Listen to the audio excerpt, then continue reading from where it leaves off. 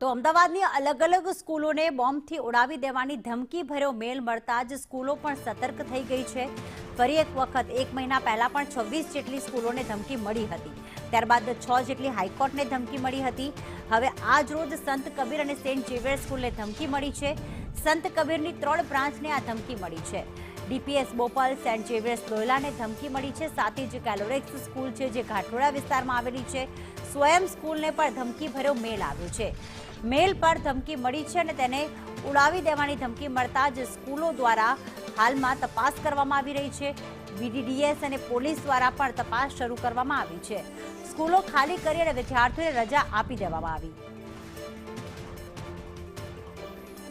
તો અમદાવાદની 7 જેટલી સ્કૂલોને અહીંયા બોમ્બથી ઉડાવી દેવાની ધમકી ભર્યો મેલ આવ્યો છે અને તેની સતર્કતાના ભાગરૂપે જ સ્થાનિક પોલીસ ત્યાં પહોંચી ગઈ હતી। બોમ્બ ડિસ્પોઝલ સ્ક્વોડની ટીમ પણ ત્યાં પહોંચી ગઈ છે, પરંતુ અહીંયા તરત જ વિદ્યાર્થીઓને છોડી મૂકવામાં આવ્યા હતા। વાલીઓને ફોન કે મેસેજ કરીને જાણ કરવામાં આવી હતી અને વાલીઓ પહોંચી ગયા હતા સ્કૂલ પર પોતાના વિદ્યાર્થીઓને લેવા માટે, પોતાના બાળકોને લેવા માટે।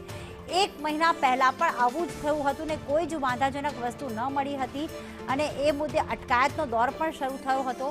હવે આ વખતે કોના દ્વારા મેલ કરવામાં આવ્યો છે, કારણ કે આ સ્કૂલોને જે ધમકી મળી છે તે 26 જાન્યુઆરીની મળી છે। 26 જાન્યુઆરીએ અલગ અલગ સ્કૂલોમાં કાર્યક્રમો થતા હોય છે, એવા સમયે ધમકી ભર્યો મેલ આવ્યો છે કે 26મી જાન્યુઆરી એટલે કે પ્રજાસત્તાક દિવસે આ તમામ સ્કૂલોમાં બોમ્બ પ્લાન કરવામાં આવ્યો છે અને એના જ પગલે પોલીસ દોડતી થઈ ગઈ હતી। સ્થાનિક પોલીસ તરત જ જે તે સ્કૂલોમાં પહોંચી ગઈ હતી અને બીજી બાજુ કોના દ્વારા મેલ આવ્યો છે, મેલ આખરે કયા આઈડીથી આવ્યો છે, કયા આઈપી એડ્રેસથી આવ્યો છે, તે અંગે પણ હવે તપાસ શરૂ કરવામાં આવી છે। શહેરની જાણીતી સંત કબીર સ્કૂલ છે, તેની તો 3 બ્રાન્ચને આ પ્રકારની ધમકી મળી છે અને વિદ્યાર્થીઓને હાલમાં રજા આપી દેવામાં આવી છે। વધુ એક વખત વાલીઓ જે છે તે એકદમ ભયમાં આવી ગયા હતા, કારણ કે જેવા જ તેમને સમાચાર મળ્યા કે આ રીતે સ્કૂલોમાં બોમ્બ પ્લાન કરવામાં આવ્યો છે, તેવો મેલ આવ્યો છે, તે તરત જ સ્કૂલ ખાતે પહોંચ્યા હતા।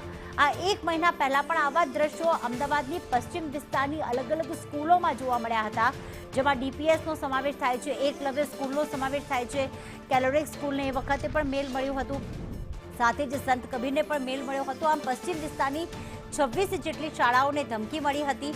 એના 2 દિવસ બાદ અલગ અલગ કોર્ટમાં, એટલે ખાસ કરીને હાઈકોર્ટમાં આ પ્રકારના ધમકી ભર્યા મેલ આવ્યા હતા।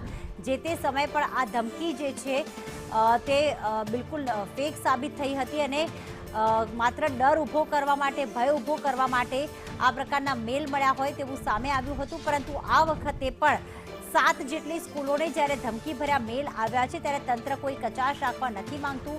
અમે આપણે સ્કૂલના એક તરફ દ્રશ્યો બતાવી રહ્યા છીએ કે જ્યાં ગેટની બહાર વાલીઓ પહોંચી ગયા છે અને વિદ્યાર્થીઓને લેવા માટે તેઓ પહોંચી ગયા હતા।